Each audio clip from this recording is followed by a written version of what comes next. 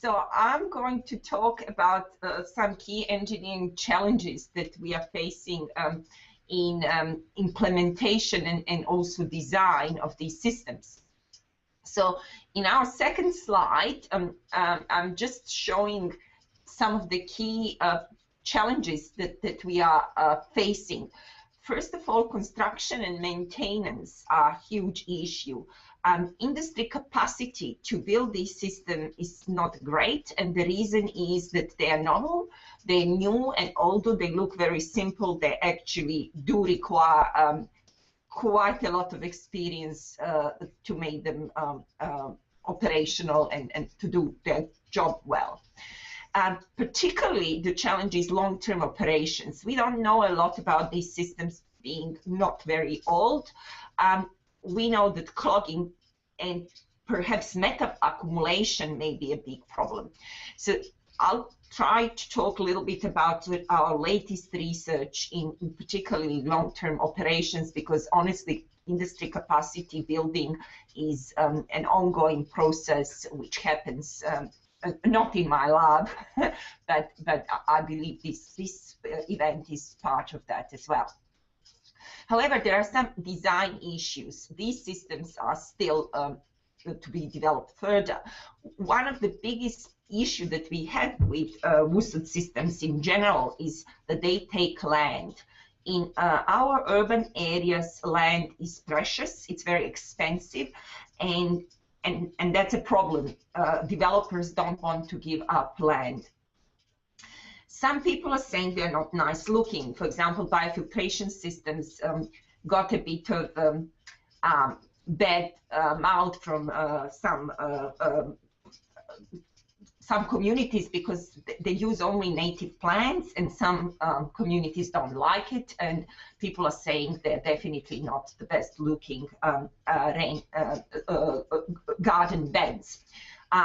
Plants can die quickly because during dry spells, so if we have several weeks of no rain, plants can become pretty stressed, and particularly if we are doing stormwater harvesting, sometimes solo stormwater systems that capture only stormwater don't look pretty effective, particularly during a long dry spells, like in, for example, Israel, where I worked a lot. They don't have rain for 7 months. Okay, let's talk about long-term operations. As I mentioned, clogging, which is on slide, I think, 5, we are talking about clogging as a big problem particularly because of surface accumulation of sediment. So on the sediment, on the surface, right on the surface, we can see lots of sediment, and if it's fine, it can cause pores to get clogged. Why is this the problem? The problem is because we actually have then lots of untreated water that comes and overflows, and definitely can impact the plant health and their survival. In 2007 and 6 and 7, so it's been a while now, we surveyed 36 systems, and these biofiltration systems were pretty young at the time. And what we found that actually the main reason for almost 50% of them being clogged is that they used wrong media. So although this is an operational phenomenon, it's actually far more about design. And if you put wrong media in, definitely it won't work. We did lots of work with particularly a council here in Melbourne to try to prolong life of these systems and kind of solve this engineering issue. So what we've done, apart from knowing that plants are important, they kind of dig the surface and keep infiltration happening. What we also innovated is that you can put on top of your biofilter a protective layer of coarser media. This media is kind of same as your transition layer media. So on these slides here on the right, you see that we are talking about actually anywhere between 50 and 100 millimeter of protective layer. And that protective layer catches sediment and protects media, which is what's in the middle, from clogging.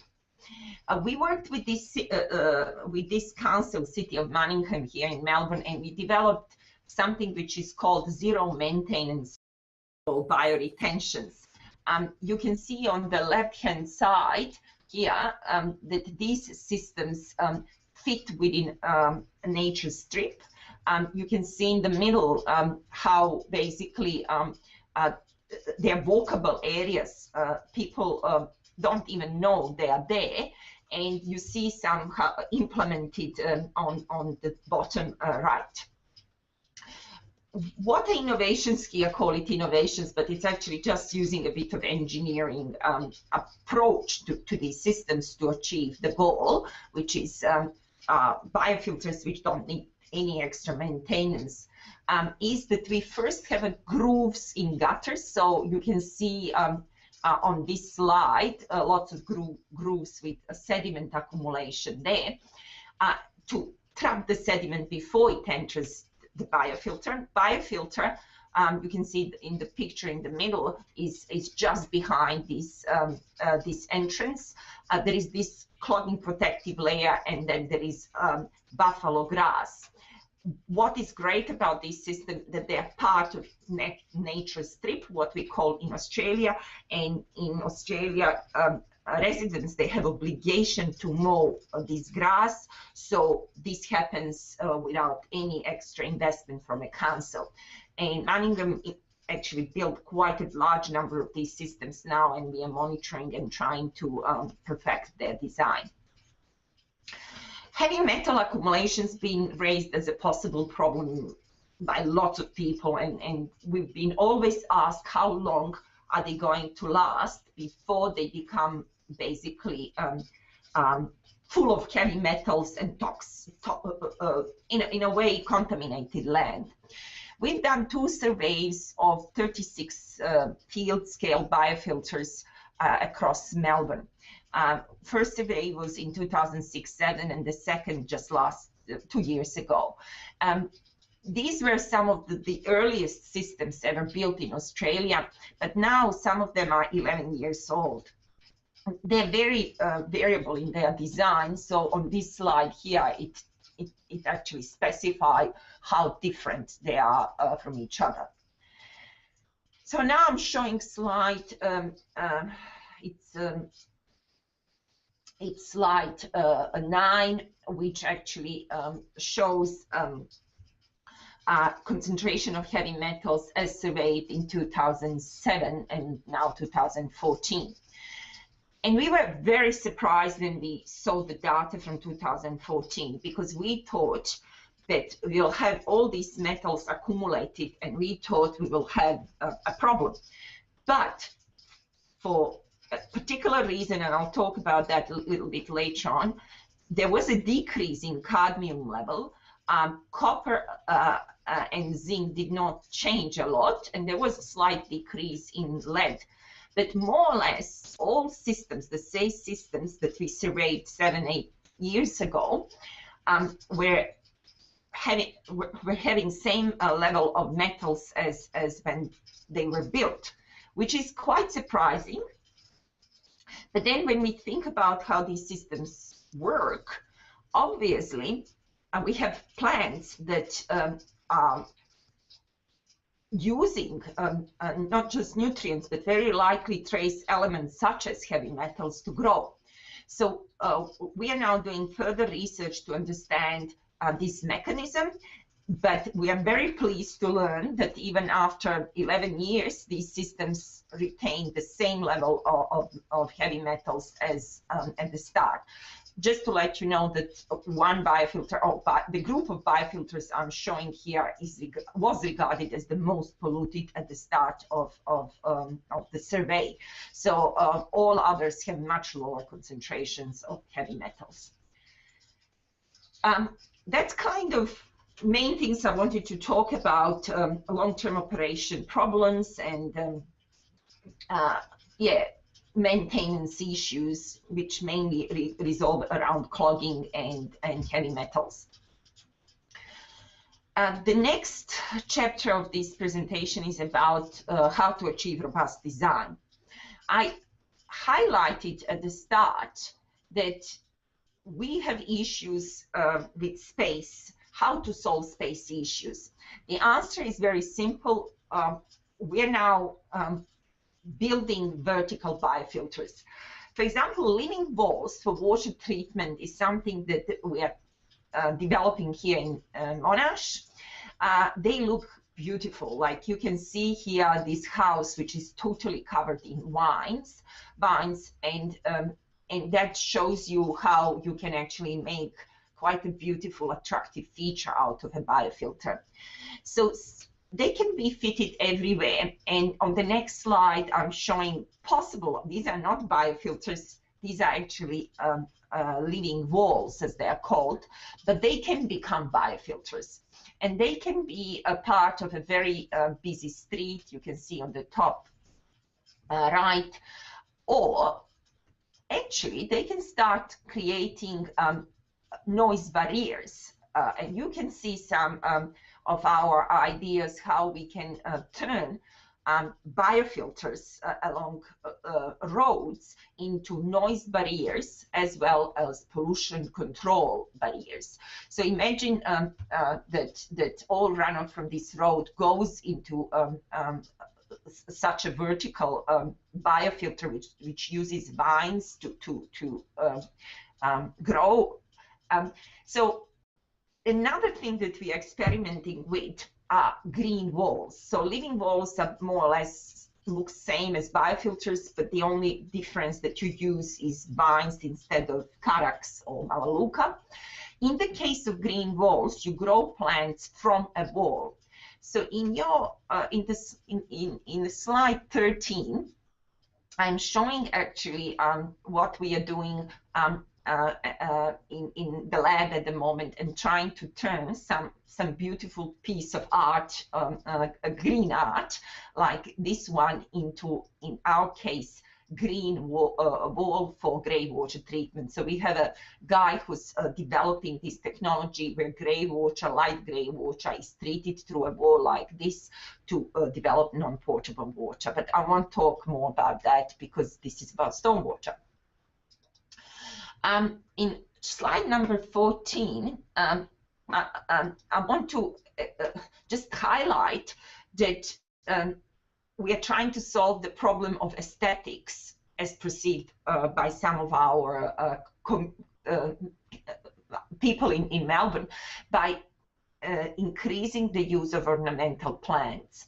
At the moment, we've been experimenting with plants like canna lilies, which are beautiful, and of course some of the vines that I mentioned before, but particularly some flowering ornamental plants which can add amenity value. So hypothesis was that some of these plants are very good for both nitrogen and phosphorus removal, but also they increase aesthetics of the systems. Finally, to solve problems with long dry periods and low efficiency, we're experimenting with developing, we call them hybrid systems, which can treat different types of water, not just stormwater, but we use, and here in slide 15, I'm showing our pilot system in Israel, where during 5 wet months, winter months, we are harvesting stormwater from a local drain, and that treated water is then returned to an aquifer. So that's this first operational mode. But then during 7 dry months, we are actually using the same system to treat contaminated well. This was actually an inspiration for us, and since then, we started developing another technology for which is called living walls for grey water recycling.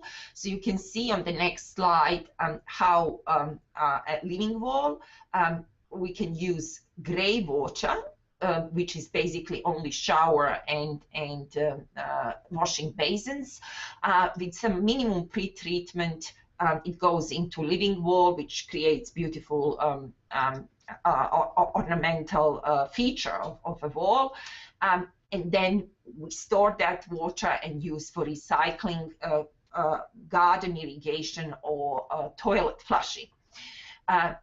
We built the first system using technology that we developed in our lab and are monitoring how it works in the field.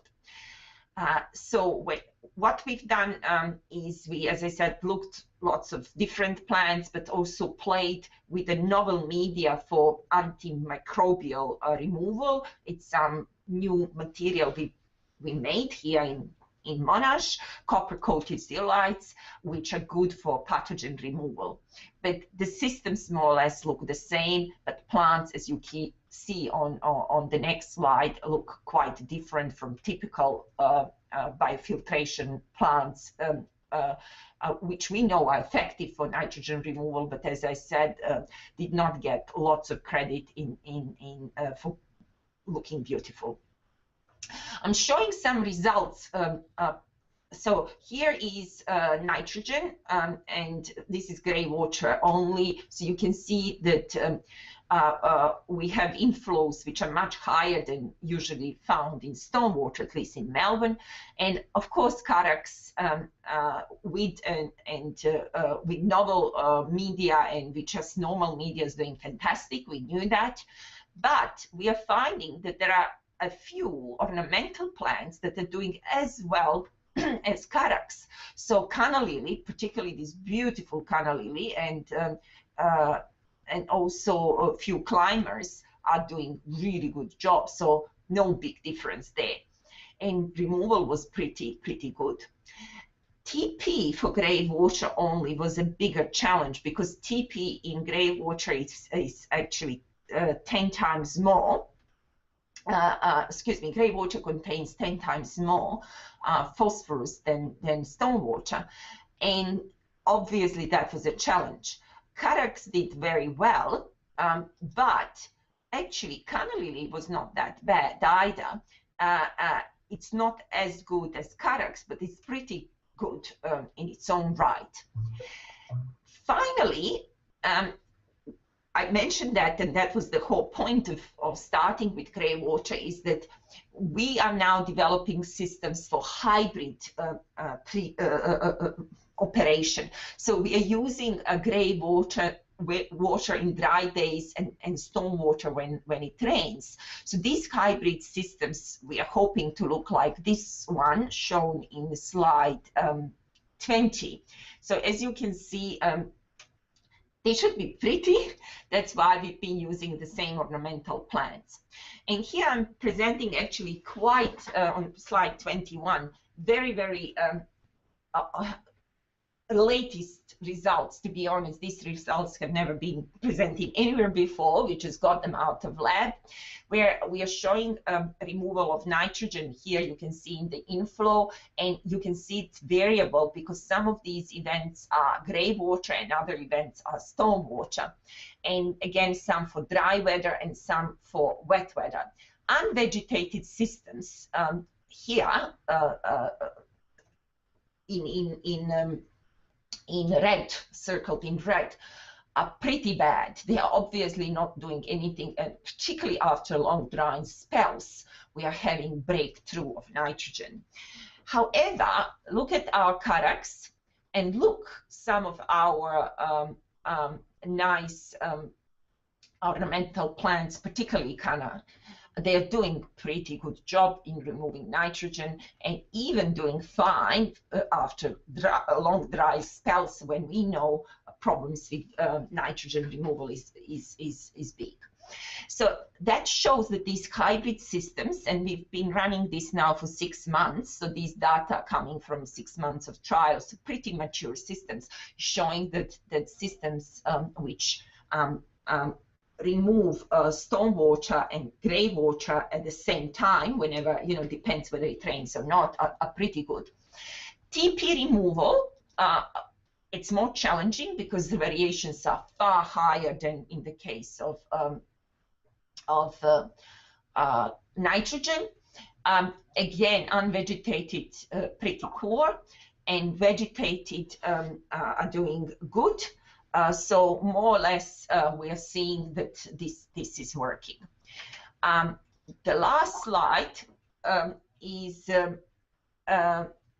just showing actually, not the last slide, the slide 23 is just talking about us here at Monash. We have more than 10 years of experience in developing biofiltration technologies. The first biofiltration guidelines were published in 2009, and last year we issued a new version with all sorts of novel things related particularly to stormwater harvesting, but also different plants. Unfortunately, some of the research I just show is not there because it's a very, very new research. And the final slide, I just want to give credit to lots of people that were working here. These are not, these are just people who've been with us for the last few years, but the list of people who worked on biofilters at Monash is much, much longer. Thank you very much. Any questions? Thank you, Anna. That was a fabulous presentation and a great way to start the symposium. Are there any questions for Anna from the panel or the speakers?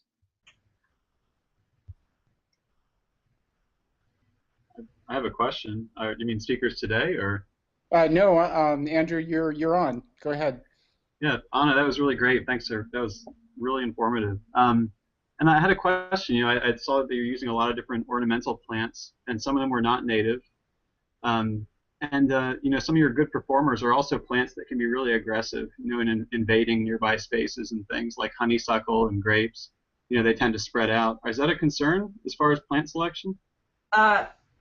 What happened, as I said, there was a big piece of social study and also social science study, but particularly stormwater. I think Victoria and Melbourne Water, they run a big, big survey because now we have, you know, thousands of these systems all over Australia and particularly in Melbourne.